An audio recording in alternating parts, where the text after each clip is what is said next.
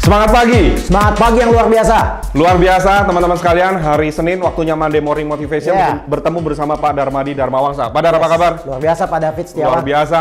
Dan teman-teman pasti luar biasa dan saya yakin kita sudah ditunggu-tunggu nih Pak Dar. Pak Darmadi mau kita ini kupas body apa? language lanjut lagi ya. Lanjut lagi. Karena body language ini adalah sesuatu yang memberikan insight kepada kita, informasi yang lebih banyak seringkali daripada apa yang keluar verbal dari penjual dan pembeli properti kita gitu ya. Jadi kalau kita bisa nangkap satu dari dia punya verbal, kemudian kita bisa kawinkan lagi dengan gesture yang dia miliki, itu akan tentu membangun sebuah persepsi yang real mengenai apa sebenarnya yang dibutuhkan. Karena banyak orang Pak, mau bilang tidak aja kadang-kadang disembunyikan. Susah dibaca ya? Iya, kadang-kadang juga customer kita tuh mereka-reka cerita. Itu yang kadang-kadang kita harus tebak, apakah dia mungkin mereka-reka cerita atau dia telling the truth. Nah, kalau kita bisa dapat informasi itu dengan akurat, itu mungkin lebih bagus analisanya, sehingga kita bisa membantu dia untuk membuat sebuah keputusan yang terbaik, saya rasa seperti begitu ya. Jadi hari ini kita lagi mau ngomong topik kelanjutan sebenarnya Pak ya. How to read others' thoughts by their gestures. Jadi bagaimana itu menjadi kayak cenayang Pak. Makanya kadang-kadang orang bilang, loh kok dia bisa tahu ya apa yang saya pikir. Karena kita bisa baca. Dan ini mengenai body language itu banyak banget Pak. Kita nggak bisa cover semuanya. Namun secara umumnya kita bisa memberikan bantuan kepada Anda bahwa ada beberapa gesture-gesture yang kalau Anda pahami, Anda sudah tahu ini sesuatu yang apa yang harus Anda lakukan ketika gesture ini mereka lakukan pada Anda ya. Jadi ayo kita belajar apa yang umum saja nih ya Pak. Secara umum ya. Jadi bagaimana membaca pikiran orang begitu ya. Yang pertama ini yang paling sering kita ngelihat orang itu duduknya selonjor gitu Pak ya. Jadi kalau kita ketemu customer, apalagi di depannya ada meja gitu Pak ya. Jadi kalau terbuka sih masih mungkin nggak. Kalau ada meja itu masih nggak gitu kelihatan Pak. Tapi kalau nggak ada meja dan dia selonjor, itu kelihatan sekali Pak. Ya. Kira-kira orang yang selonjor ini biasanya Pak David umpama ketemu bos. Pak David ketemu umpama tamu yang baru, orang asing. Pak David apa mungkin ketemu orang baru atau orang yang posisinya lebih tinggi Pak David selonjor? Wah, nggak berani saya. Nggak mungkin ya. Karena kira-kira mungkin secara body language orang akan menganggap Pak David sombong nih. Kok bisa duduknya kayak nggak sopan seperti begitu kan? Nah, tapi kalau sebaliknya, kita ketemu penjual, pembeli properti, dan ketika kita lagi presentasi, dan dia duduknya seakan-akan tidak informal dan selonjor. Ini sebenarnya dia ingin menandakan bahwa dia itu dominan loh Pak. Nah, dia berusaha ngambil kontrol dari Anda. Jadi kalau dia duduk selonjor begini ya, dan Anda nggak mungkin duduk selonjor ikutan dia dong. Kadang-kadang ada orang bilang, Pak body language itu kan kita mesti mimicking. Jadi kalau dia selonjor, kita selonjor. Lah, kita selonjor, dia malah mikir kita nih seperti dia, nantang dia gitu ya.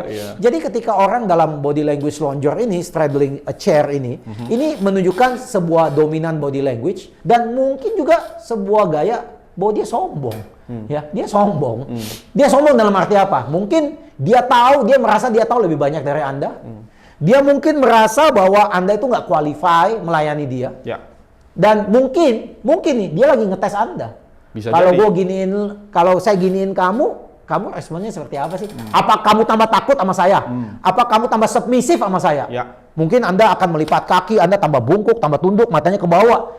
Minder. Itu yang dia mau sebenarnya. Kenapa dia mau itu? Karena dia mau dominasi. Dia akan kontrol Anda, dia akan nyuruh Anda apapun dia mau. Nah, sebagai agent profesional Anda nggak mau dibegituin. Karena Anda seorang profesional dan Anda tahu, Anda lebih tahu daripada konsumen ini. Karena Anda sudah terbukti, mungkin sudah menjual 10 properti, 20 properti. Sedangkan dia mungkin hanya jual 1-2 properti. Jadi Anda tidak boleh merasa diri Anda minder dalam orang-orang seperti begini. Dan orang-orang seperti ini banyak Pak. Entrepreneur, bos, lawyer, semua juga gayanya begitu ya. Arogan body language ya. Dan ini juga termasuk dalam kategori agresif body language.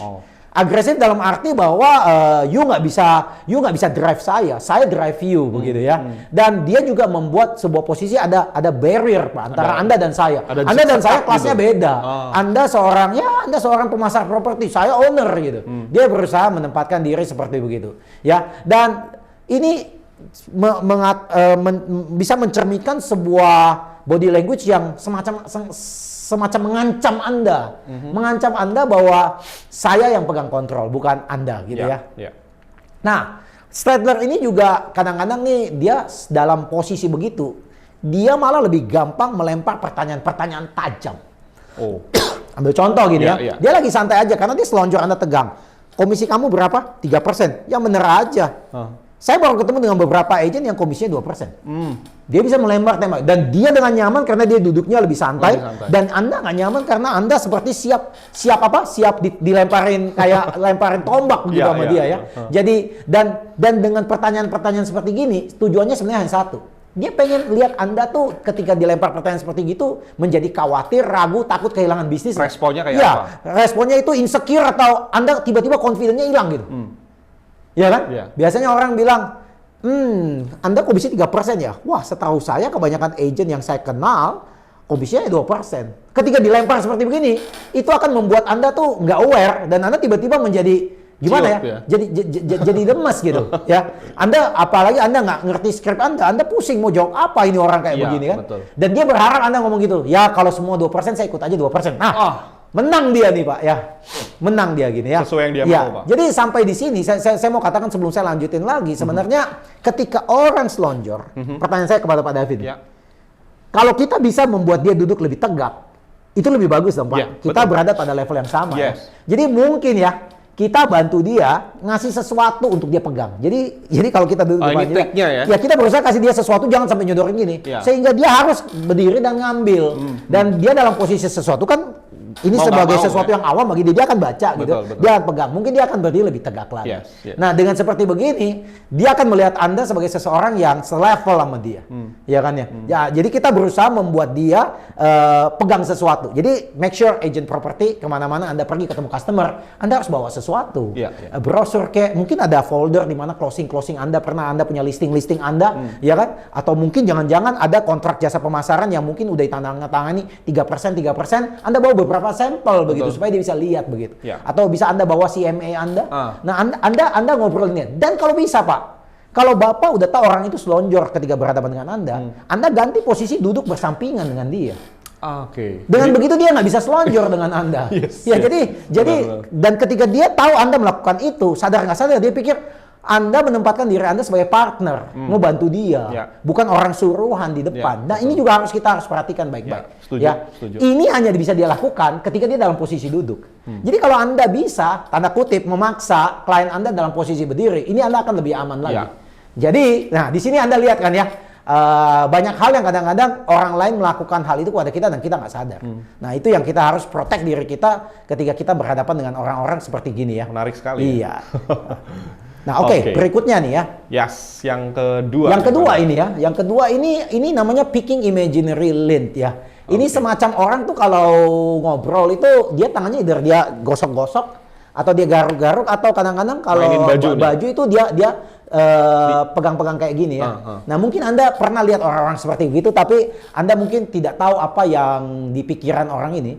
Basically awalnya orang-orang yang suka pegang-pegang kayak begini, ya biasanya dalam posisi begini kepalanya tuh matanya dia agak ke bawah, kepalanya agak ke bawah sambil ngelihat ke arah yang lain. Nah kalau Anda sudah lihat seperti begitu, itu adalah sebuah signal di mana dia nggak setuju dengan apa yang Anda bicarakan.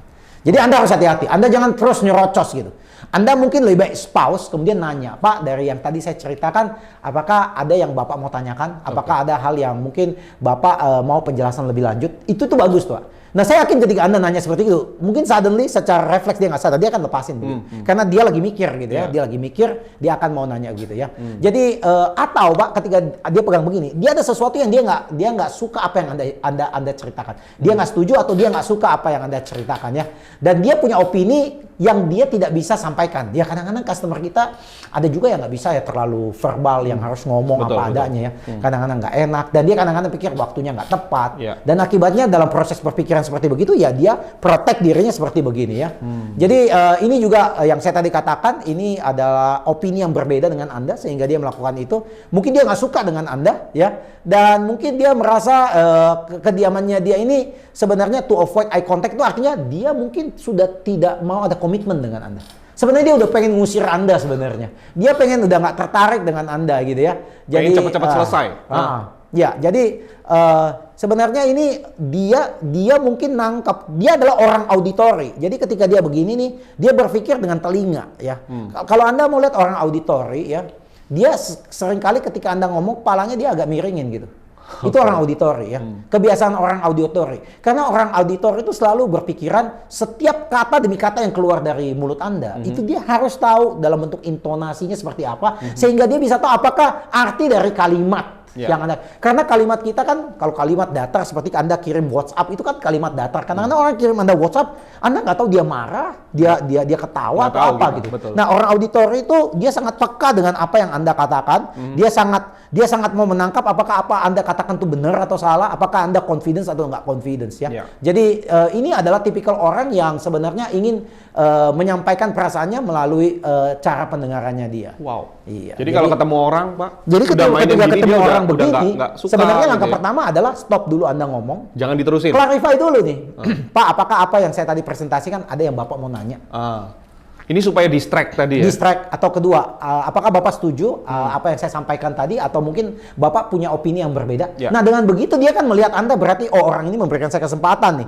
Karena ketika Anda diam, manusia begini, kalau saya ngomong terus ya, kemudian saya nanya, saya diam, pasti kamu jawab. Nggak mungkin kamu juga ikutan diam dengan saya. Jadi ini mungkin saatnya di mana Anda merasa Anda terlalu dominan, Anda terlalu agresif. It's time for you untuk slowing down, ngarahin lagi, mau arahnya mau kemana nih orang nih, ya kan? Apakah Bapak ada sebuah keperluan mendadak? Kita bisa nanya gitu. Lebih baik kita jangan ngomong sama orang yang sudah tidak tertarik dengan kita, nggak usah kita paksain. Ya, Pak David pernah beli barang nggak, Pak? Udah nggak tertarik, dikejar-kejar lagi sama salesnya. Males, Pak. Males. Akhirnya kita punya negative thinking terhadap orang ini. Kok orang ini kayak begitu gitu ya.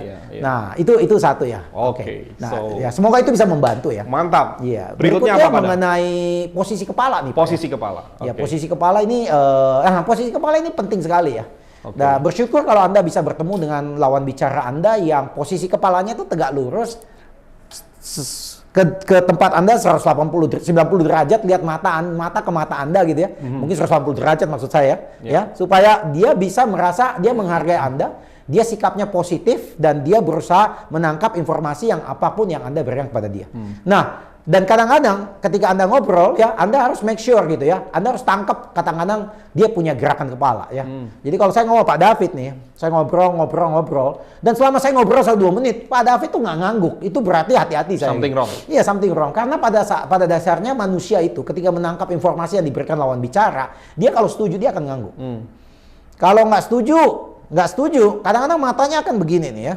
Matanya akan berpikir, matanya akan ke kanan gitu ya. Nanti kita bahas. Iya, nanti kita akan bahas ya. Dia akan nggak setuju dengan Anda, dia matanya gitu ya. Jadi kepala yang melihat ke Anda itu adalah sesuatu yang sangat baik ya. Nah, yang kedua lagi, ini posisi yang lain lagi ya. Ketika kepalanya dimiringkan. Nah, ini bagus sekali. Kalau Anda sudah ngobrol dengan orang dan orang mulai memiringkan kepalanya, itu artinya dia mulai berpikir. Dia mulai mencerna apa yang ngomong dan dia tertarik apa yang Anda katakan begitu ya. Jadi kalau ada customer seperti gitu, ini Anda siap-siap bagus nih ya. Anda kadang-kadang dia udah berpikir, artinya orang ini sejalan dengan apa yang Anda katakan. Mungkin ada saatnya juga Anda stop dan nanya balik. Pak, menurut Bapak apakah langkah tersebut cocok dengan pemasaran properti Bapak? Nah, biasanya dia akan sambut dengan iya. Nah, kalau ini Anda terusin lagi gitu ya. Atau kalau bisa Anda tambahkan, Pak, kalau ada sesuatu yang mungkin Bapak mau nanyakan, stop saya aja Pak, silakan nanya. Jadi Anda memberikan dia ruang untuk bergerak. Jadi interested position ini udah nggak usah saya cover lebih baik, karena menurut saya ini sudah bagus nih ya. Kalau orang signal sudah positif nih Pak. Signal positif, dia tilted itu artinya dia sudah agree dengan Anda ya. Ya. Nah, ada pula kadang-kadang ya orang yang tidak setuju dengan kita punya opini, ya kan? Jadi kalau kita ketemu dengan orang dan dia sudah mulai menutup dirinya, ini menutup dirinya nih Pak ya. Ya, ini bukan karena kedinginan, tapi kalau kedinginan juga begini loh Pak ya. Jadi ya make sure Anda juga jangan salah nangkep gitu ya. Kalau udah kedinginan ya dia begini ya. Tapi kalau orang sebenarnya begini, ini sebenarnya orang yang cukup defensif gitu ya. Orang yang mungkin tidak begitu setuju dengan Anda. Apalagi ketika dia begini, matanya lihat ke bawah. Sebenarnya dia nganggap remeh Anda juga gitu. Dia nggak mau dia nggak mau terlibat dari conversation lebih lanjut. Dia mungkin nganggap remeh Anda dan mungkin dia nggak suka Anda. Ya, singkat cerita ya. Jadi ini sebenarnya signal cukup negatif ya, dan kadang-kadang judgmental. Jadi dia tahu dia suka atau nggak suka dengan Anda gitu ya.